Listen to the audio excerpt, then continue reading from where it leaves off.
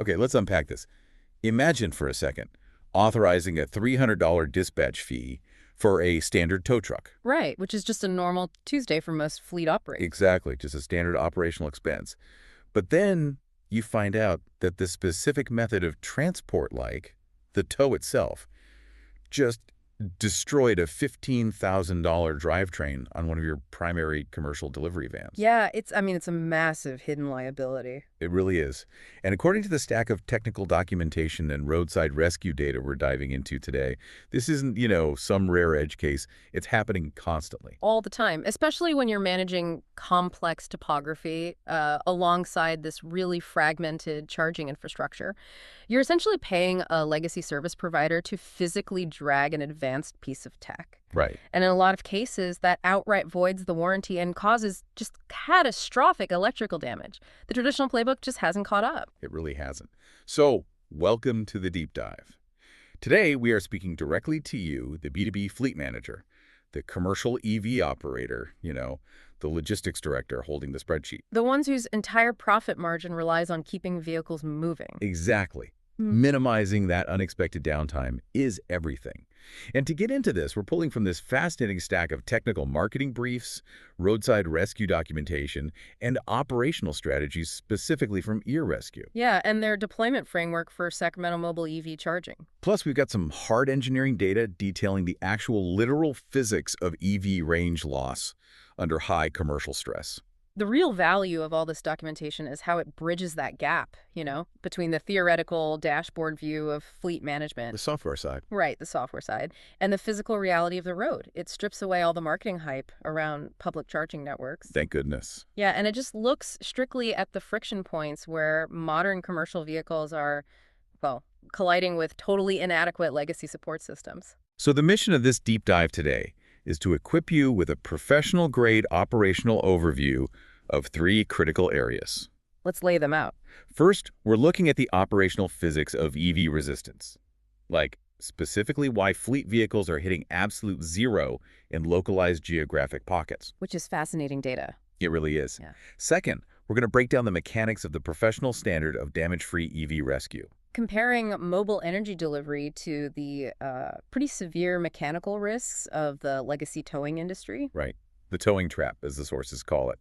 And finally, we'll calculate true fleet ROI by building what the sources define as a 247 strategic energy buffer.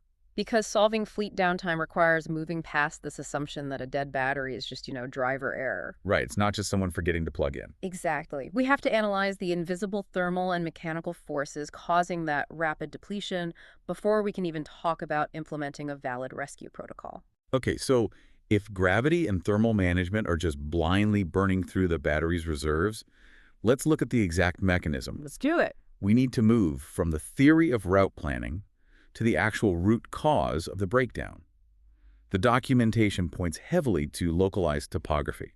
Specifically, routes climbing out of the Sacramento Valley, heading up toward the I-80 mountain passes. The sources actually refer to this as the physics of range anxiety. Yeah, and it's a great term, because when an EV operates on a flat grade, it's, frankly, a marvel of energy conservation. Oh, totally. Super efficient. Right. The aerodynamic drag and rolling resistance are relatively constant, and the predictive dashboard algorithms map that discharge curve with really high accuracy. But then you hit a hill. But then you hit a sustained steep grade. The moment a heavy commercial EV, say like a loaded transit van or a fully occupied rideshare vehicle, hits that incline, that linear discharge curve just completely shatters. Because fighting gravity requires a continuous, massive spike in torque. Exactly. So it's like running a marathon.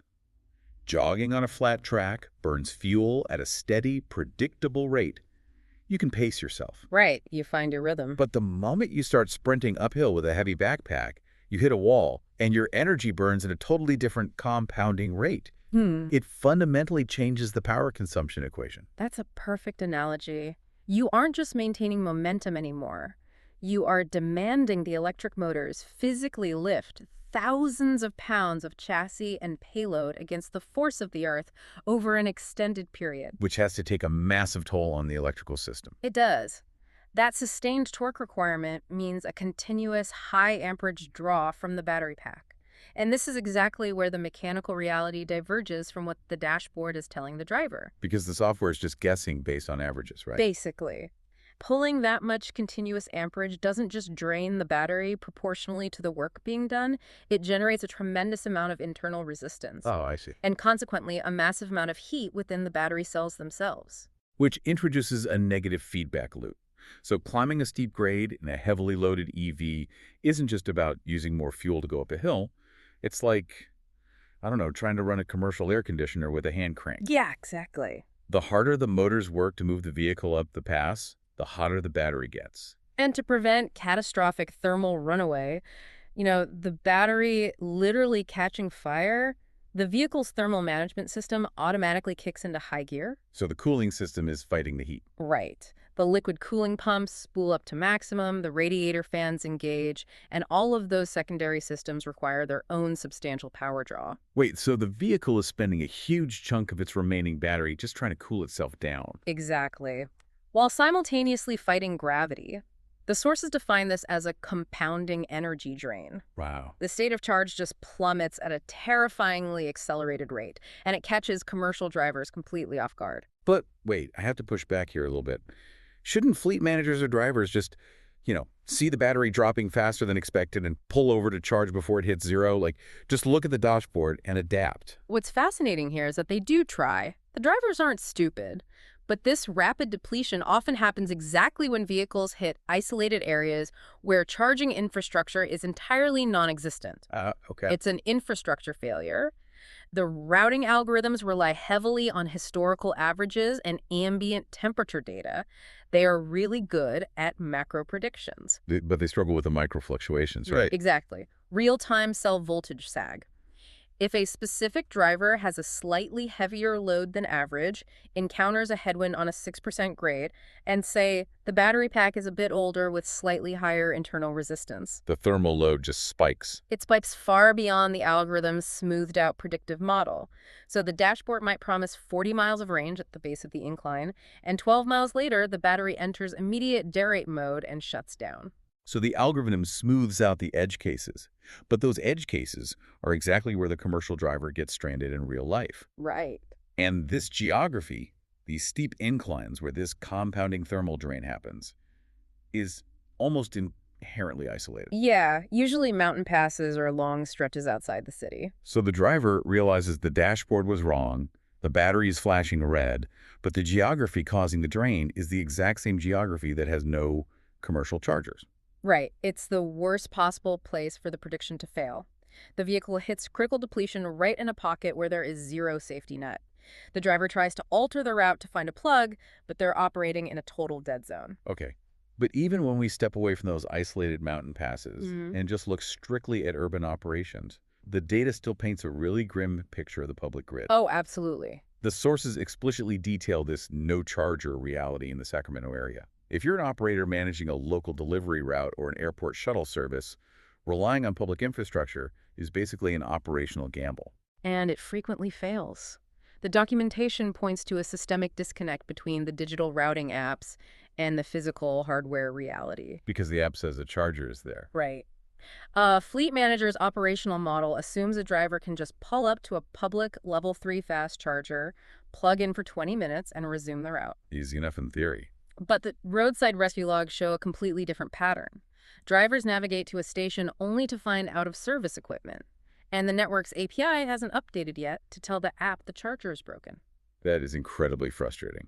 Or they arrive to find the physical hardware is actually working, but there's an hour-long queue of vehicles waiting. Right, which destroys the schedule. And the sources also highlight the rampant issue of IC. Oh, yeah, where internal combustion engine vehicles, gas cars, just park in and block the EV charging bays. It forces the commercial driver into this awful obstacle course.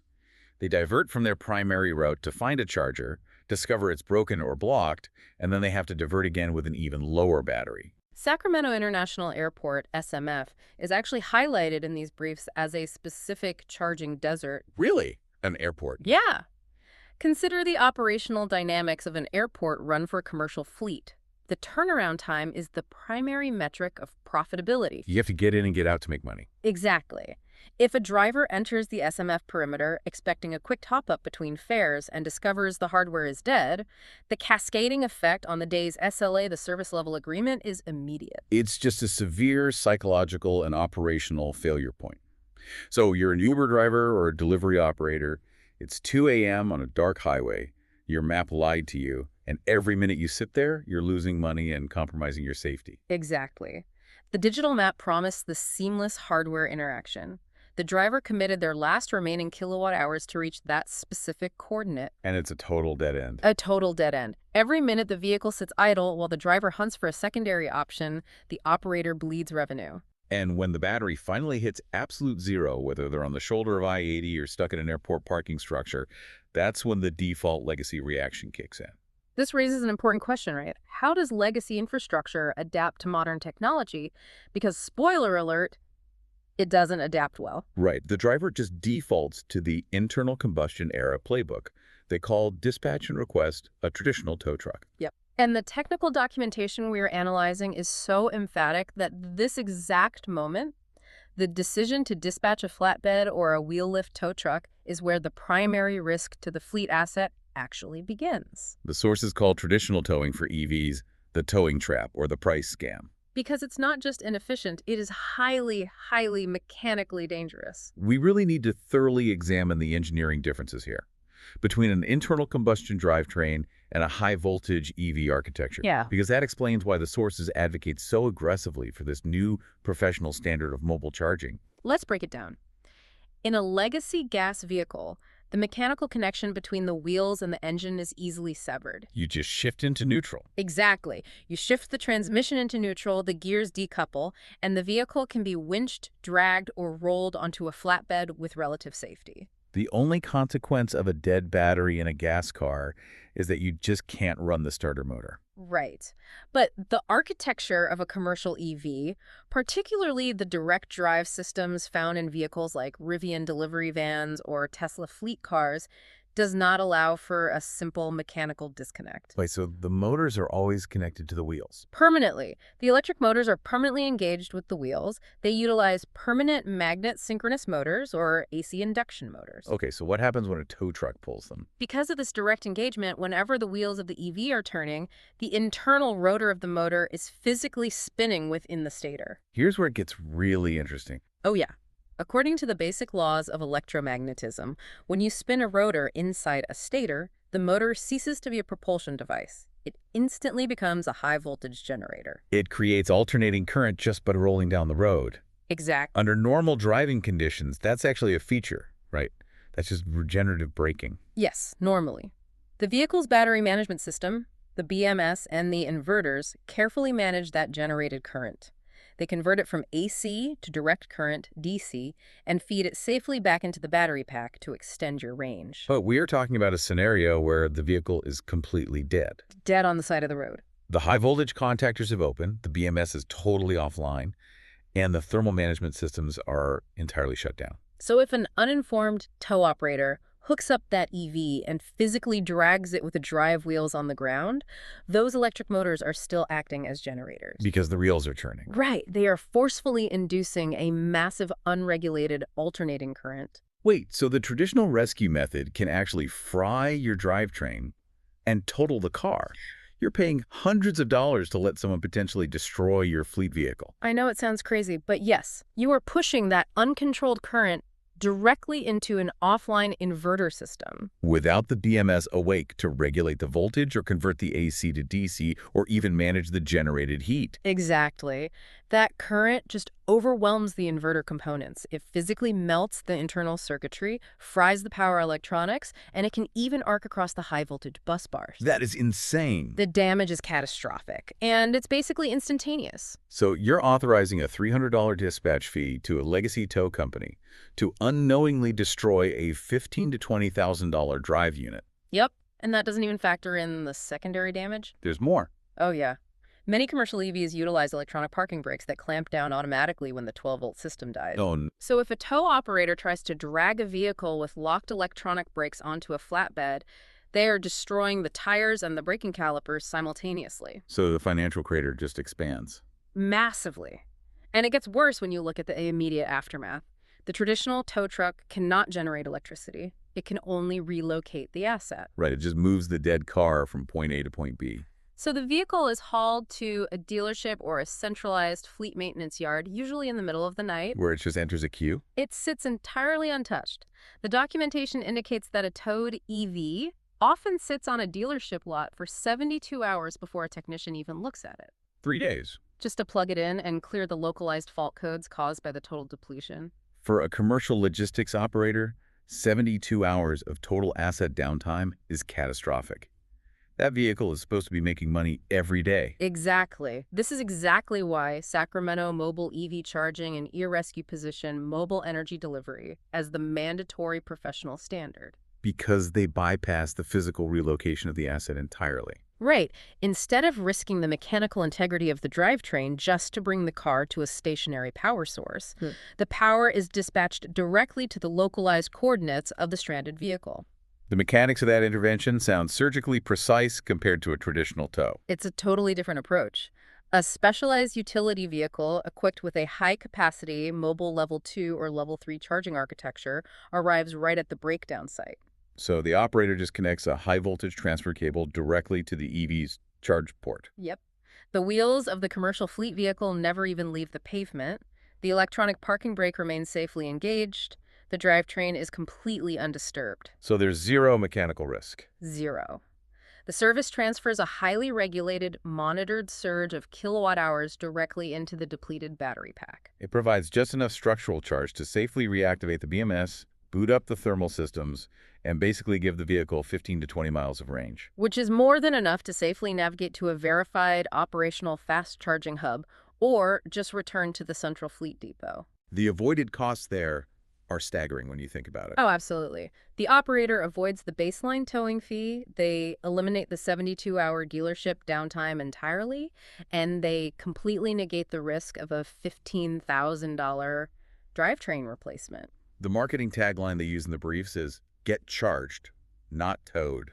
It's brilliant because it strips away the concept of roadside assistance entirely. It reclassifies mobile charging as a critical risk mitigation protocol. Right. You are protecting the capital expenditure of the fleet asset from the blunt force trauma of unregulated legacy towing. But, implementing this requires a major shift in driver behavior. Because of the stress, right.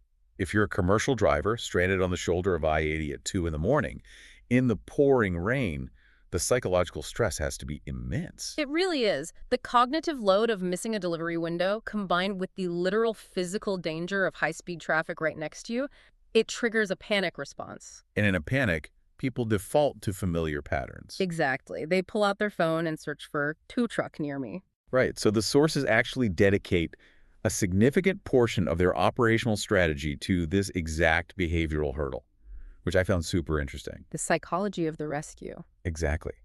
We have this detailed breakdown of the master visual content engine utilized by EEE and their local Sacramento network. It's an exploration into how a brand intercepts a panic-driven decision. Right. How do you communicate unassailable technical authority to a driver who's freaking out on the side of the highway? The directives for their visual assets are highly calculated. They enforce this cinematic, high-visibility, ultra-realistic aesthetic. Like dark, high-contrast imagery, heavily featuring neon green and black color palettes. Right. They explicitly reject any imagery that looks like a traditional mom-and-pop mechanic shop. Because a rusted flatbed truck with a flashing yellow light rolling up behind a stranded driver doesn't feel like a professional tech intervention. No, it feels chaotic. It feels industrial and, frankly, unregulated. It feels like your car's being taken hostage. EERescue's visual strategy counters that by deploying these modern utility charging trucks.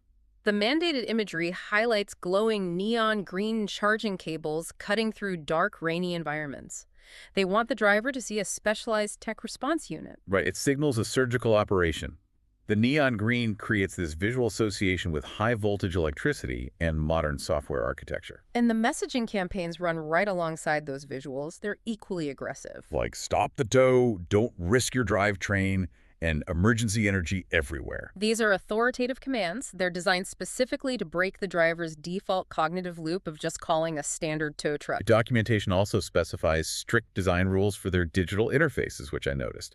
They heavily utilize dark mode UI and maintain text within strict safe zones so it renders perfectly across any mobile device. Which might seem like overkill for a roadside service, but for a B2B fleet manager evaluating vendor partnerships, those design choices act as a proxy for back-end technological competence. Right. If the vendor presents this flawless, highly optimized, app-driven dispatch interface with live GPS tracking and precise ETA screens, they look like a scalable, data-driven network. Exactly. It speaks the same language as the logistics software the fleet manager is already using, like Samsara or Geotab. It communicates that the rescue protocol is going to be executed with the exact same digital precision the fleet operator expects from their internal dashboards. The entire visual and linguistic framework is engineered to convince everyone involved, both the stranded driver and the corporate logistics director. Convince them that mobile charging is the safest, most technologically advanced standard of care available. Which it objectively is,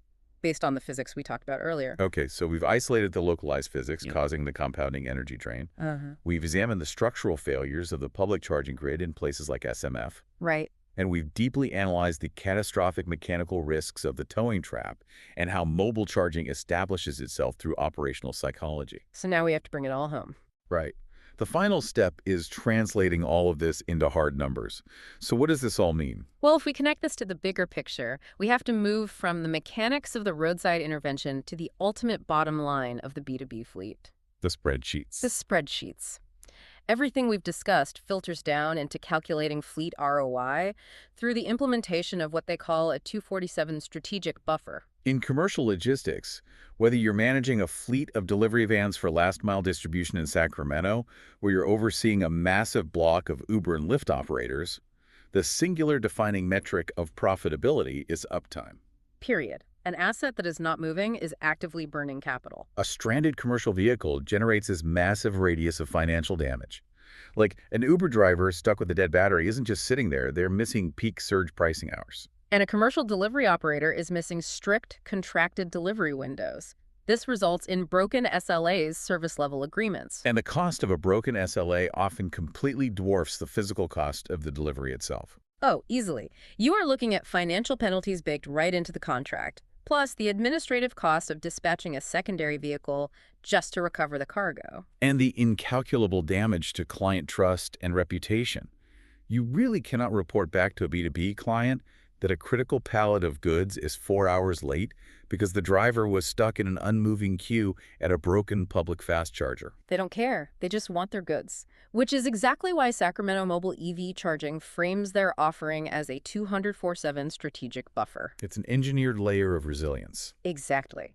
By integrating a dedicated mobile energy provider directly into the fleet's operational protocol, the manager creates an immediate, predictable safety net. One that entirely bypasses all those chaotic variables of the public charging grid we talked about. Right. The driver no longer wastes hours diverting into unknown geographic zones hunting for functional hardware. When that compounding thermal drain on a steep grade depletes the battery, the driver just safely pulls over on the shoulder and triggers the mobile rescue protocol. It creates an operational overlap, which is huge for efficiency. Instead of the vehicle sitting dormant in a dealership queue for 72 hours, the specialized utility unit arrives within a defined SLA window of its own. And the driver can just utilize that time to log their legally mandated breaks or manage administrative paperwork while the high voltage transfer occurs right there on the shoulder. Right. They aren't just losing time. It literally functions exactly like an in-air refueling tanker for a fighter jet. That's a great way to put it. The asset does not abandon its mission path to locate a stationary refueling depot. The energy source intercepts the asset along its route. The interruption to the operational timeline is minimized to just a minor fraction of the legacy towing alternative. And when you compare the financial model side by side, the ROI solidifies instantly. Let's look at scenario A, the traditional legacy reaction. Okay, lay it out. The driver hits 0%. The fleet manager pays a $300 tow dispatch fee.